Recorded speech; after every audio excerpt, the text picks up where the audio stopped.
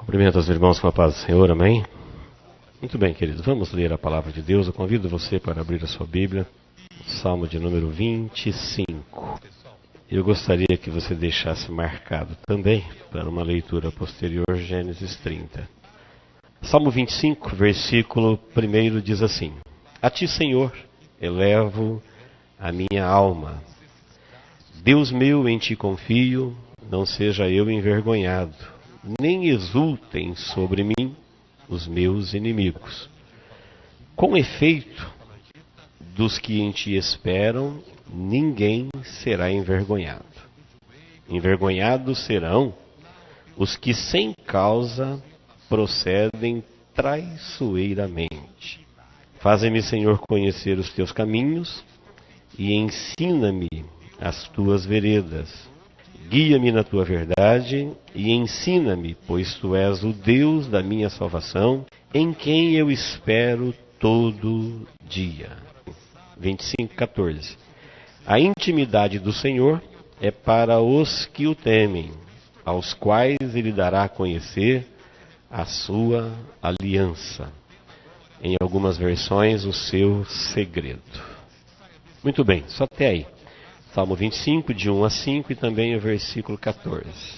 Podemos perceber neste Salmo de Davi, que é uma oração de Davi pedindo pelo auxílio de Deus, que ele revela duas coisas para nós aqui.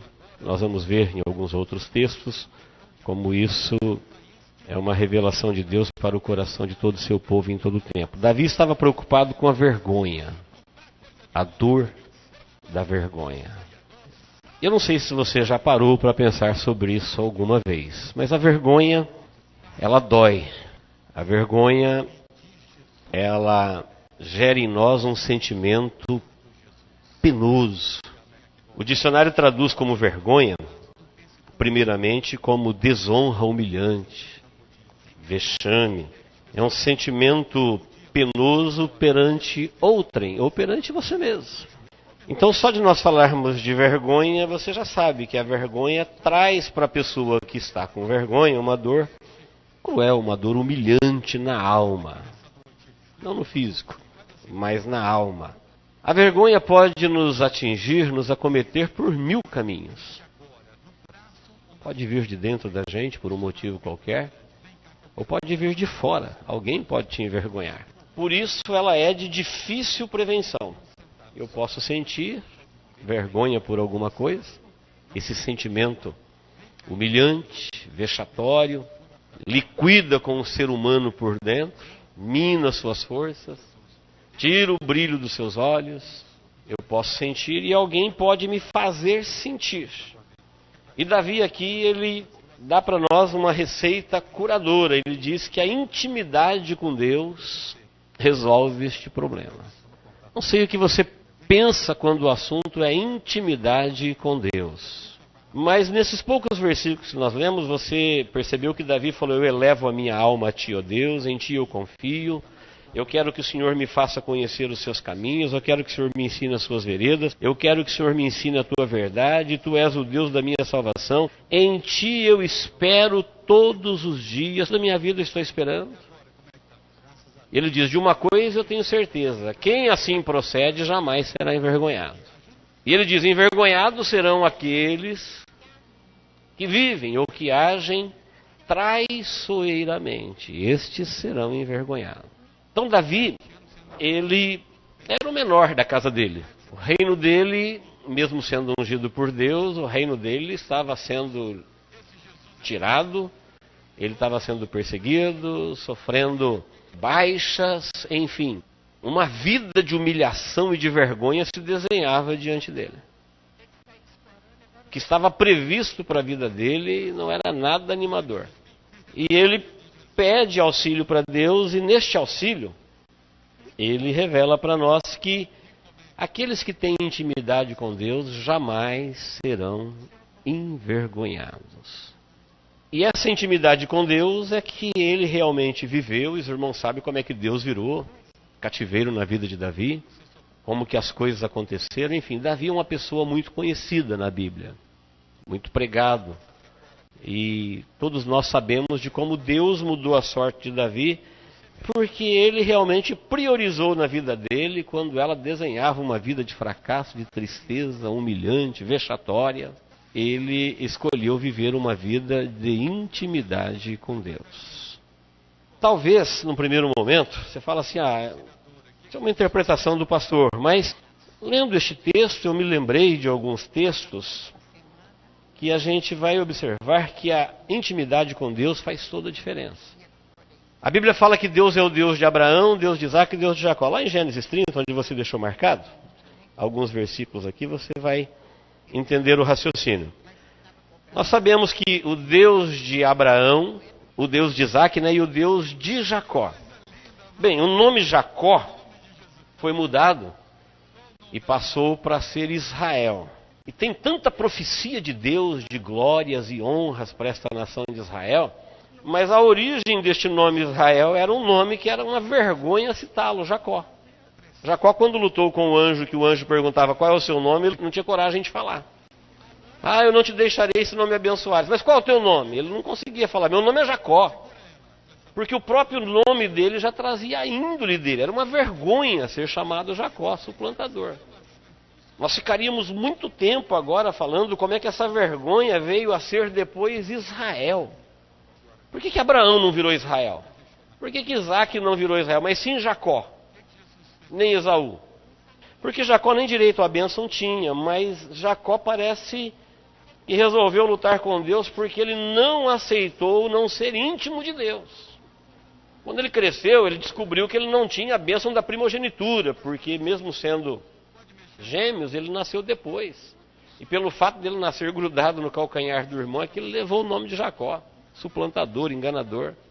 Mas quando ele veio poder decidir pela vida dele, que o nascimento ele não decidiu, ele não aceitou, ainda que por caminhos errados, de modo vergonhoso, mas ele queria a bênção de qualquer forma. E assim ele luta com Deus, e ele não aceita não ser íntimo de Deus.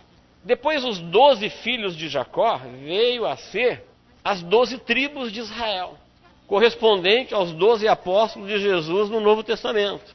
Parece que esses 12 filhos de Jacó veio de uma forma linda, foi nascendo 1, 2, 3, 4, 5, 6. Esses filhos de Jacó, era uma família que ninguém queria ser pai dessa família, não. Lá em Gênesis 29, versículo 31, diz assim, olha, vendo o Senhor que Lia era desprezada, fê-la fecunda ao passo que Raquel era estéril. Para quem não conhece a história, vamos relembrar rapidamente. Jacó, quando ele roubou a bênção do seu irmão, que ele queria muito ser próximo de Deus, e quem tinha direito de ser próximo de Deus era seu irmão.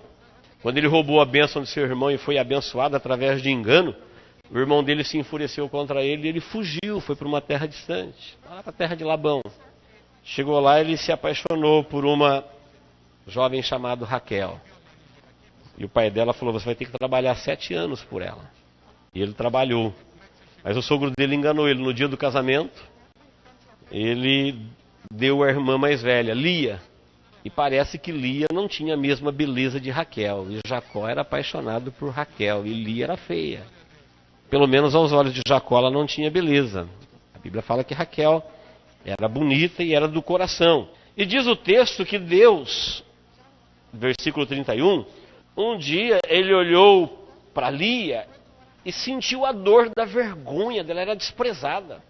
Jacó não fez o mínimo esforço da parte dele em agradar Lia, ele queria Raquel e acabou. E quando ele viu que ele foi enganado, o sogro dele falou assim, não, trabalha mais 7 anos que eu te dou Raquel.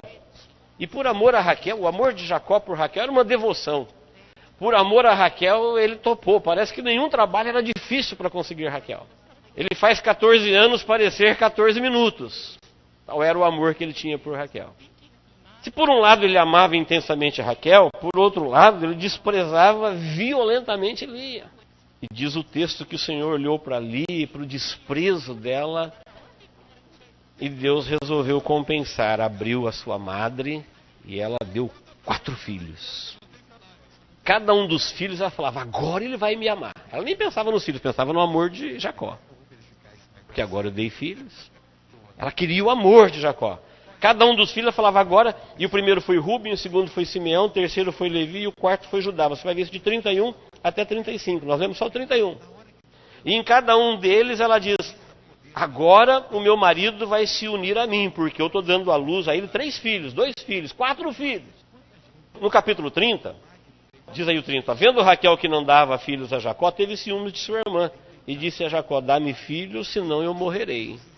O texto deixa claro que Raquel, a vergonha dela agora era o ciúme que ela tinha da irmã.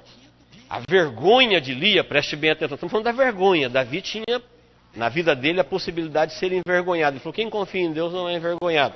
Nós temos um exemplo aqui, de que o nome de Jacó veio ser Israel, e os 12 filhos de Jacó veio ser as 12 tribos de Israel, do Antigo Testamento, que Deus tem promessas fabulosas para essas tribos. Mas esses filhos aqui veio de uma forma meio vergonhosa. Raquel, quando viu que não tinha filhos para dar para Jacó, ela começou a morrer dentro dela de ciúmes. E ela falava para Deus, me dá filhos, senão eu vou morrer. Jacó se irrita com ela, no versículo de número 2, diz, por acaso eu sou Deus, para que eu possa te dar filhos? No desespero, ela chama sua serva, quando ela veio da casa de seu pai lhe deu uma serva, chamava Bila, e ela falou para Bila assim, você dorme com meu marido Jacó, e põe filho no meu colo. Olha o versículo 3. Respondeu ela, eis aqui Bila, minha serva, coabita com ela para que dê à luz e traga filhos ao meu colo por meio dela. Ela queria filhos no colo dela. E Bila deu a Jacó 2 filhos. Quando Lia viu que Raquel tinha 2 filhos, não dela, do ventre dela, mas da sua serva, ela fez o mesmo. Ela também, quando saiu da casa de seu pai, também tinha uma serva, que se chamava Zilpa. E ela fez a mesma coisa, falou, você vai lá e dorme com Jacó, porque a Bíblia fala que ela teve 4 filhos e parou, não engravidava mais. 4 filhos. Ela falou, ele vai me amar depois do 4º filho, porque eu dei 4 filhos para ele. E Jacó amava Raquel. Então não saiu a dor do seu desprezo, era a vergonha dela, não ter o amor do marido. Tudo isso foi antes da lei, quando era permitido a bigamia nos filhos dos patriarcas. Depois da lei tudo isso mudou. Mas nesse desprezo dela, o desprezo dela é porque ela queria o amor de Jacó. Já Raquel não tinha nenhum problema de beleza, nenhum problema. O amor do marido sobrava para ela. O amor de Jacó era abundante por Raquel. Mas o que consumia ela, a vergonha dela, era o ciúme da irmã. Porque a irmã era mãe 4 vezes e ela não conseguia ser nenhuma. Chegou ao ponto de, lá na frente, depois que Jacó já era pai de 8, 4 de Lia, 2 de sua serva e 2 da serva de Raquel. Aí um dia o filho mais velho dela, Ruben, ele foi para o campo e trouxe mandrágoras para sua mãe. E Raquel gostava de mandrágoras, falou para ela, dá-me mandrágoras, dessa que seu filho te trouxe, falou para Lia. Ela falou, você já roubou o amor do meu marido, ainda quer roubar as mandrágoras do meu filho? Ela falou, eu te dou se você alugar ele para mim. Pense bem, não é vergonhoso isso? Vou ler o versículo 14 para vocês. Foi Ruben nos dias da ceifa de trigo e achou mandrágoras no campo e trouxe a Lia, sua mãe. Então disse Raquel a Lia, dá-me das mandrágoras de teu filho. Respondeu, achas pouco teres levado meu marido? Tomarás também as mandrágoras de meu filho? Disse Raquel, ele te possuirá esta noite a troco das mandrágoras do teu filho. E assim, ela libera o marido para dormir com Lia por uma noite, a troco de mandrágoras. E quando Jacó vem do campo, Lia vai ao encontro dele e fala, você vai dormir comigo essa noite, porque eu já negociei com Raquel, e eu dei mandrágoras, já está tudo certo entre a gente. E a partir daí Deus dá a ela mais 2 filhos. Nasce Issacar e depois Zebulon. Então veja que num primeiro momento, a vergonha, o vexame que consumia Lia era a rejeição, desprezo. O que consumia Raquel era o sucesso como mãe da irmã e o ciúme dela. Seguindo o texto aí, diz que Deus se lembrou de Raquel. Olha o versículo 22. Lembrou-se Deus de Raquel e ouviu e a fez fecunda.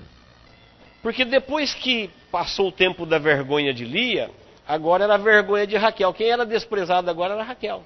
E Deus se lembrou dela e deu a ela um filho, que os irmãos conhecem, o filho de Raquel se chama José. E lá na frente ela vai ter um outro filho, ela deu o nome de Benoni, porque um pouquinho antes dela morrer, ela ficou sabendo que o menino estava bem, e antes de morrer ela chamou ele de Benoni, depois foi mudado para Benjamim. Benoni porque filho da minha tristeza, porque ela morreu no parto. E assim completou os 12 filhos. 6 de Lia. Quando ela deu o 6º filho, ela falou: agora ele vai me amar, porque eu dei para ele 6 filhos. E Jacó tinha um amor firme por Raquel, mesmo ela dando 2 filhos da escravas. Então Lia deu 6 do seu próprio ventre, 2 de sua escrava. Raquel 2 do seu próprio ventre, e Raquel 2 da sua serva, da sua escrava. E ao todo isso dá 12 filhos. Se você fosse Deus, você faria desses 12 camaradas aqui as 12 tribos de Israel? Ninguém. Que irmandade mais maluca. Tanto é que teve espada, teve sangue, teve vingança no meio deles. Mas a intimidade de Jacó com Deus, lembra que eu disse, Jacó não aceitou não ser íntimo de Deus. Então essas 2 mulheres aqui poderiam ser esquecidas nas páginas da Bíblia. Mas por que elas estão na vida de Jacó? E Jacó é o nome que Deus mudou para Israel. E como ele não aceitou não ser íntimo de Deus, elas se tornaram matriarcas inesquecíveis. E esses jovens aqui foram abençoados, não é por causa da vida deles não, mas por causa da promessa de Deus com Abraão, Isaque e Jacó. E Deus muda a sorte deles, e Deus muda a sorte delas. Então Lia queria muito o amor de Jacó, Raquel queria muitos filhos de Jacó. E no meio dessa confusão toda, porque Jacó nunca aceitou no seu coração separar-se de ser íntimo de Deus, Deus vai mudar a história de todo mundo aqui, e eles serão as 12 tribos de Israel. Quando você lê em Apocalipse, quando você lê nas profecias, no Evangelho, o que Deus tem reservado para este povo pós-igreja, você fala, essas pessoas são magníficas, são uma família maluca, uma família que foi gerada no meio do caos. Parece que Davi estava corretíssimo na sua oração, falou, olha, quem não se aparta de Deus e é íntimo e eleva a sua alma e o busca e o quer, Deus vai revelar para ele os seus segredos. Segredos de Deus é para aqueles que o temem. E a intimidade com Deus não permite ninguém ser envergonhado. Poderíamos falar de Raabe, poderíamos falar de Moisés, depois do vexame de ter que fugir do Egito, depois de ser um homem culto. Mas quando Deus o chama, a Bíblia fala que ele aceitou ser íntimo de Deus, e Deus falava com Moisés como fala um amigo com o outro. Êxodo 33, 11. Aí nós olhamos hoje, Moisés é brilhante, Moisés é o mediador da antiga aliança, Moisés é um homem manso, Moisés é um homem segundo o coração de Deus, o trono de Davi. Sim, mas todas essas pessoas tiveram suas vergonhas, tiveram seus vexames. Muita coisa aconteceu na vida deles. E o que aconteceu para que eles pudessem ter essa história virada? Eles foram íntimos de Deus. Por isso Davi, na sua oração, ele fala, eu tenho certeza que aqueles que gozam de intimidade com Deus jamais serão envergonhados. Envergonhados serão, sim, aqueles que procedem traiçoeiramente. O tabernáculo. Todo mundo sabe que é o tabernáculo. Era a igreja onde Deus falava com o seu povo no Antigo Testamento. Se você olhar o tabernáculo, você vai ver uma tenda. Uma tenda de um povo nômade. Uma tenda móvel. Eu não creio que alguém tinha orgulho de falar, eu congrego no tabernáculo. Tabernáculo era uma igreja que o teto da igreja era coberto de pele de animais marinhos. Podemos dizer num primeiro momento que aos olhos não tinha nada lá de valioso. Agora, se eu te perguntar, você sabe qual era a sua função? Você sabe o que acontecia lá dentro? Você sabe quem é o Deus que se encontrava com o sumo sacerdote lá? Aí o tabernáculo fica preciosíssimo. Veja como algo que aparentemente, num primeiro momento, pode ser vexatório, vergonhoso, por causa da intimidade com Deus que acontecia lá dentro, faz o tabernáculo o lugar mais sagrado da face da terra. Era ali que o grande eu sou, o Criador dos céus e da terra, ia se encontrar com o homem. Se alguém perguntasse onde está Deus naquele grande dia nacional da expiação, se fosse para dar o endereço, longitude e latitude, ia falar lá no Santo dos Santos, na terra, no meio do deserto, falando com o sumo sacerdote. É lá que Deus está, de uma forma presencial, porque Deus está em todo lugar. Tabernáculo era o local do encontro. Agora, em 1 Coríntios 12, 18, não leio agora, Paulo está dizendo assim, a igreja, ela é muito mais do que o tabernáculo, ela é o corpo de Cristo. E o membro do corpo de Cristo, que é o cristão, ele deve olhar para um corpo natural, como é o corpo dele, o cristão, para entender o que é ser corpo de Cristo, para entender o seu valor. Se você ler lá em 1 Coríntios 12, do 12 até o final do capítulo, você vai ver que ele está dizendo, cristão, o seu valor não está na sua forma. O seu valor é mais ou menos como o tabernáculo. O tabernáculo é uma igreja móvel, nós somos uma igreja viva. Então o seu valor não está na sua forma, no seu tamanho, na sua cor, no seu salário, na sua aparência, na sua casa, no seu carro, no seu filho, no seu pai, na sua mãe, no seu marido, em nada. E nesses itens que eu estou passando aqui é onde reside a nossa vergonha.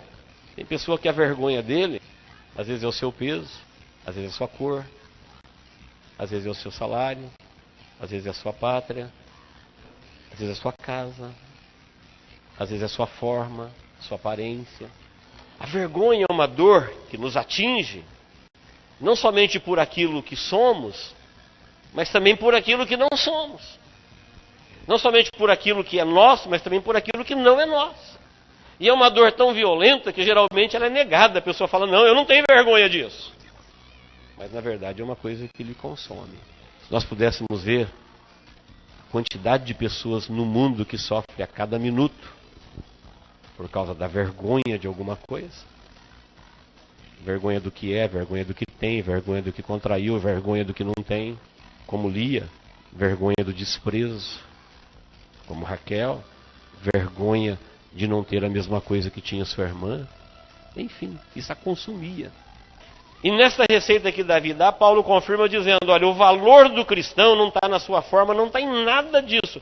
O valor dele está exatamente na sua função como tabernáculo. Se alguém olhasse para o tabernáculo, ia dizer assim, olha, não estou vendo nada de valioso aí. Mas se perguntar qual é a sua função, qual é o seu valor quando ele está funcionando, não tem nada no mundo mais precioso do que isso. É ali que Deus fala com a humanidade.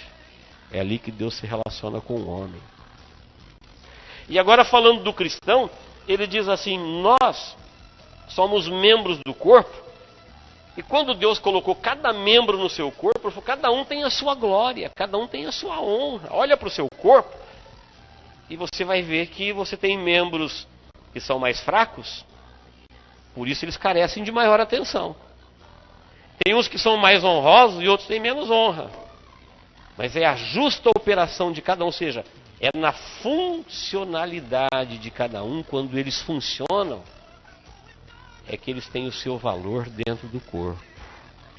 O olho não pode dizer porque eu não sou mão, a mão não pode falar porque não sou olho, por quê? Porque o Criador colocou cada coisa no seu devido lugar, e um tem uma honra e o outro tem outra. Agora, quanto ao valor, é coisa de Deus.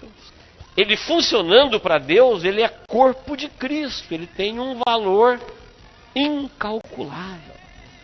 Você pode imaginar, depois que acabou o tempo da humanidade, que bilhões de pessoas viveram neste mundo, mas um número consideravelmente pequeno desses daí que passaram pela terra, eles foram de alguma forma eleitos por Deus para serem o corpo de Cristo para todo sempre no céu. Você diria que esse membro não tem valor? Mas às vezes esse membro ele está sofrendo uma vergonha por alguma coisa neste mundo. E na verdade o nosso valor não está no que temos ou que deixamos de ter. O nosso valor está exatamente na nossa função dentro do corpo. Eu quero caminhar para o final. Em João 15, 12 e 27, a intimidade com Deus, Jesus chama os discípulos e diz assim, olha, Para mim, vocês são amigos. Vocês não são servos. Porque um servo não sabe o que faz o seu senhor.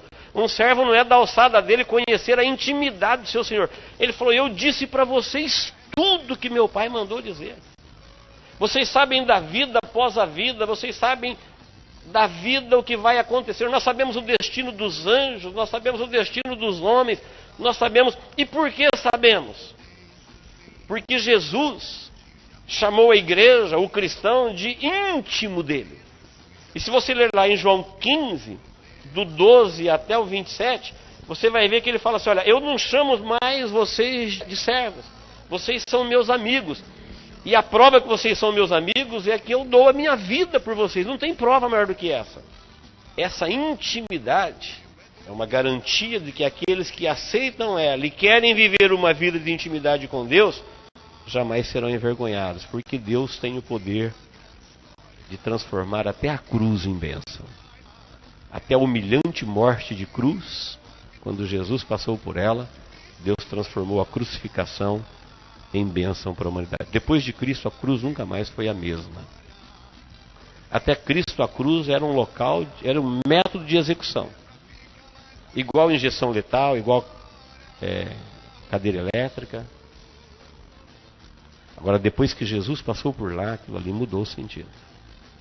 Então, queridos, eu quero finalizar dizendo que às vezes para o mundo a nossa vida pode parecer um pacote sem sentido. Talvez para alguns, talvez para muitos, ou talvez para o mundo todo. Jesus explica aqui em João, nesse João 15 que eu dei a referência de 12 ao 27, ele fala assim, olha, sabe por que o mundo não vai dar valor para vocês? Porque eles também não deram valor para mim. O servo não é maior do que o seu senhor. Sabe por que o mundo não vai ver valor em você? Porque eles também não viram em mim. Porque vocês não são do mundo. Se vocês fossem do mundo, com certeza o mundo veria valor em vocês. Se vocês fossem do mundo, com certeza o mundo vos amaria. Mas porque vocês não são do mundo, porque vocês são meus, porque vocês são do céu, talvez o mundo vai olhar para você e vai olhar como se olhasse para Cristo ou para o tabernáculo. Não vai ver nada de bom. Você vai parecer um pacote sem valor, uma vida sem sentido. Talvez você vai acordar algum dia na sua vida dizendo, não sei nem por que eu vivo. Se às vezes eu não sou amado, se às vezes eu não sou valorizado, se às vezes, enfim, tanta coisa que pode trazer a dor da vergonha. De repente você se vê neste corpo e não entende o seu real valor dentro dele. Então o nosso valor não está no que somos, nem no que temos, mas na nossa função. Se você falar, qual o tamanho do tabernáculo? Quanto custa para fazer um tabernáculo desse? Isso aí. As 12 tribos de Israel, de onde veio? Olha, isso aqui era uma bagunça, hein? Por que Deus endireitou isso, fez ficar tão valioso? Teve alguém lá, Jacó, que ele, mesmo contra as circunstâncias, ele não aceitou não ser íntimo de Deus. Davi, mesmo sendo o mais desprezado, o menor da sua casa, ele não aceitou não ser íntimo de Deus. Gideão e tantos outros. A mesma coisa vem para a igreja. Jesus falando para a igreja, ele disse assim, vocês são meus amigos. Ele é o cabeça e o cristão é um membro que faz parte de um corpo, mas um corpo que eu não consigo descrever o seu valor, só na sua funcionalidade. Quando você vê este corpo funcionando como um todo, e o valor que ele tem para o mundo e para a eternidade, e a glória que ele terá, você vai dizer, quem é membro deste corpo aí, realmente nunca pode sentir vergonha de nada. Porque ele foi muito valorizado. Está incluso, está eleito, está aceito, está determinado sobre a vida dele honras e glórias. Mas num primeiro momento talvez você não veja isso, parece, como eu disse, um pacote nebuloso, né? Talvez alguém olhe para a sua e para a minha vida e fala, não estou vendo nada disso, é que eles desconhecem o interior. Eles não sabiam o que acontecia dentro do tabernáculo. Assim o mundo não sabe o que acontece dentro da igreja, mas o cristão sabe. Por isso Davi diz, a intimidade de Deus é para os que o temem. E para aqueles que são íntimos, Ele revela os seus segredos. Para os íntimos de Deus, mesmo nas mais diversas circunstâncias, Ele revela o seu segredo, porque em Deus nada é sem valor. A gente perde valor quando a gente perde a função. Perdeu a sua função dentro do corpo, aí como membro não é corpo. Membro isolado deixa de ser corpo. Uma célula fora do corpo já não pode mais ser chamada de corpo. Ela é célula. Uma célula funcionando dentro do corpo, ela é corpo. Um cristão, onde quer que ele esteja, em qualquer lugar deste mundo, pode parecer aos olhos de alguns, de muitos ou do mundo inteiro, um pacote feio. Alguém pode não gostar da sua forma, da sua posição, enfim, de muitas coisas. Mas o valor dele não está na sua forma, o valor dele está na sua função.